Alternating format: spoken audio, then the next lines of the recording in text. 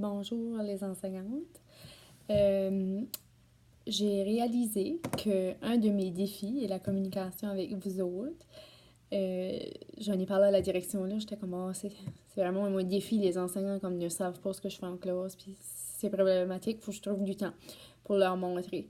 J'ai commencé à vous écrire un courriel, puis ensuite je me suis dit, regarde, je vais juste faire une capsule vidéo, vous pourrez voir mes mouvements en même temps, je pourrais mieux vous expliquer, ça va me sauver bien plus de temps. Donc j'espère que c'est pas trop vous demander de visionner ceci.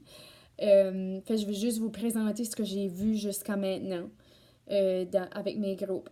Alors, à chaque semaine, je présente 5, j'essaye 5, des fois c'est trop, donc ça sera peut-être pas toujours 5 mots d'action.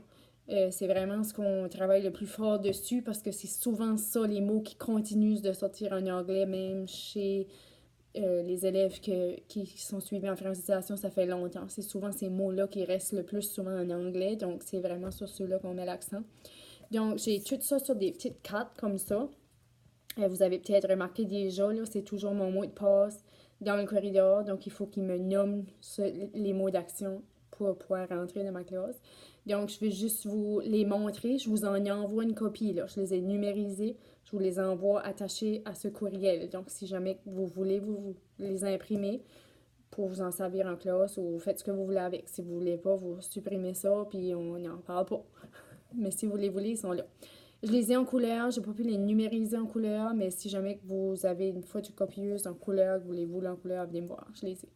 Alors, on a Je saute, j'ai présenté Je saute, puis là, quand je veux qu'ils disent Je, là, je fais toujours comme ça.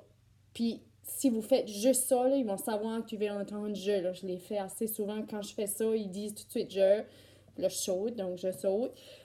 On a vu je donne, puis si j'ai besoin de leur dire ça, comme je ne vais pas lui dire tout le temps les mots, donc si je veux que lui me dise je donne, comme pour quoi que ce soit, c'est qu'il a besoin de te donner son agenda, je fais, là l'enfant va dire je, puis pour donner, je fais juste comme ça, là, j'avance un objet où je fais semblant de donner un objet comme ça, ils sont familiers avec ce geste-là, ils savent que ça veut dire je donne. OK? Je mange, ils sont pas mal bons, la plupart le connaissent. Je me lève. Celui-là, je l'utilise beaucoup en classe. Puis je fais je me lève. Ils sont familiers avec ces gestes-là. Que même souvent, je fais juste ça. Puis eux autres vont le dire je me lève. Donc, si jamais vous voulez utiliser ça en classe, vous pouvez. Je m'assois. Ils connaissent bien. J'écoute. Je cours. Je chante. Je chante, c'est je chante. C'est ça le symbole que j'associe à je chante. Puis ils connaissent bien. Donc, si tu fais. Ils devraient pouvoir te dire je chante. Là. Vous pouvez l'essayer en classe et me dire si ça marche ou pas. S'ils font le transfert ou pas. Je prends. Si tu as besoin de lui dire en classe, je prends. Je prends. Là, je fais juste de même avec ma main. Là, je prends.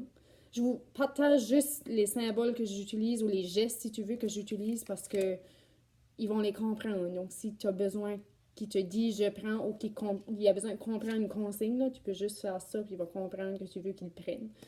On a présenté je marche, je monte, je fais comme si je monte une échelle, là. Je fais comme ça, je monte ou je monte puis je monte mes doigts par en haut pour qu'ils comprennent si c'est dans les escaliers. On a vu la chanson de Michaud aussi, donc on utilise monte dans Michaud. Je bois, je cherche. Et je cherche ça, je l'utilise tout le temps. Si tu as besoin qu'il te trouve quelque chose, comme si tu cherches son crayon, comme où est ton crayon? Ben moi, c'est je cherche, puis je leur fais toujours ça avec la loupe, là. Donc, je fais je cherche, je cherche, je cherche, puis souvent, j'ai pas ma loupe, donc je fais juste de même, puis ils comprennent que c'est ça.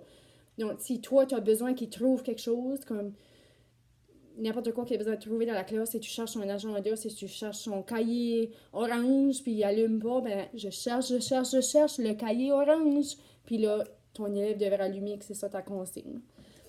Je compte, puis là, je fais comme ça, là. C'est ça le geste que j'associe à ça, donc je compte. Puis je descends. Je le fais comme ça avec mes doigts. Alors, tous ces mots-là, tous ces mots d'action-là, vous pouvez les exiger en français. Ils devraient pouvoir vous les dire en français. Donc, si un enfant vous dit Should I sit down? Tu insistes qu'il te le dise en français parce que je lui ai montré. Il devrait le connaître, il est censé le pratiquer à la maison, il le pratique 45 000 fois par jour avec moi. Donc, insistez sur ces mots-là pour qu'il vous les dise en français. Donc, ça, c'est pour les mots d'action.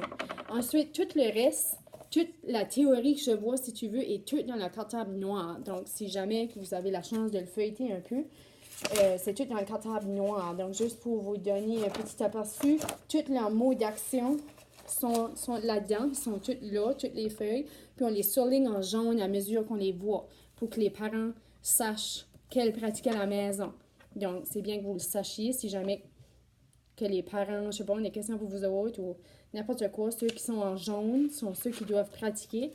Et éventuellement, lorsque je vais les évaluer, une fois que c'est acquis, je vais les mettre en vert. Donc, les parents savent que c'est acquis, qu'ils n'ont plus besoin de mettre autant d'accent sur ceux-là. Ensuite, il y a une section vocabulaire dans mon cartable. Donc, ce sont tous des mots que les élèves devraient connaître en français.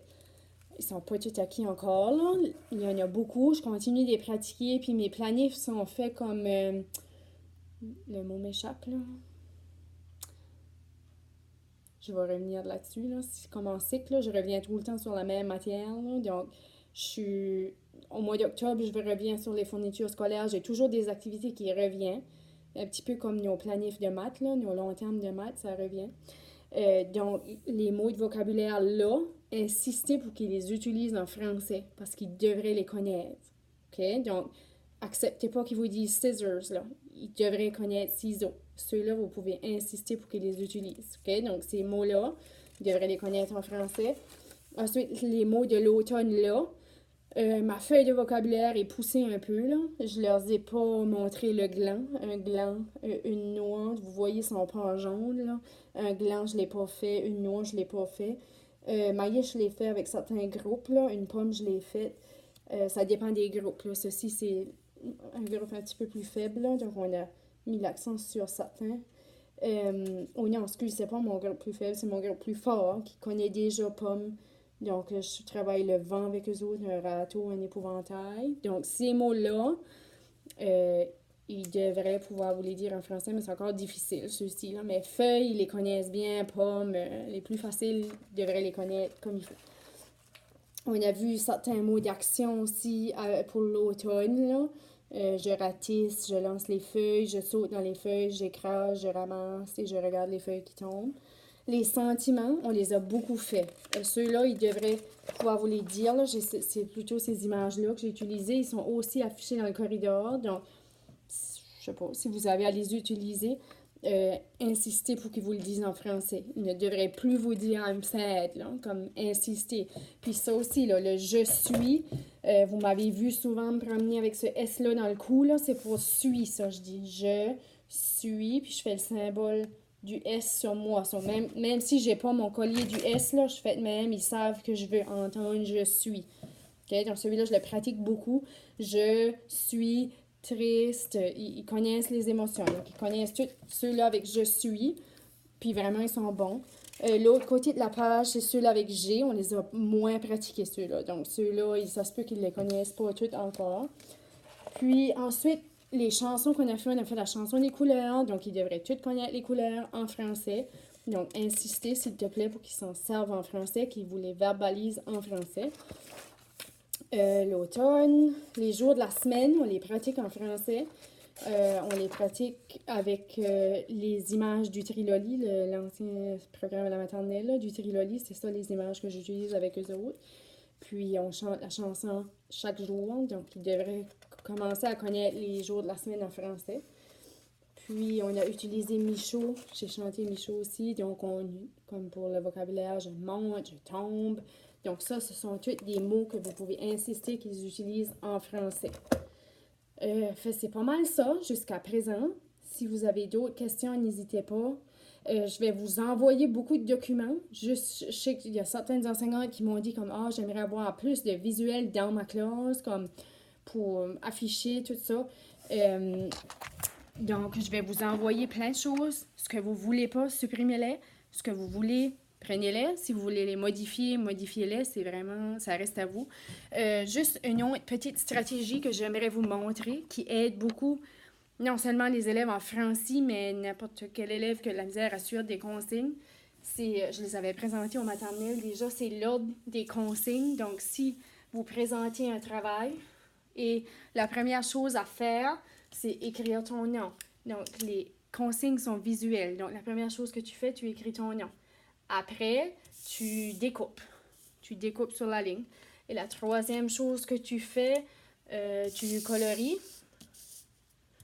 Tu colories. Et quatrième chose que tu fais, tu écris ton message, par exemple. Okay? Donc ça reste au tableau pendant que l'élève fait la tâche.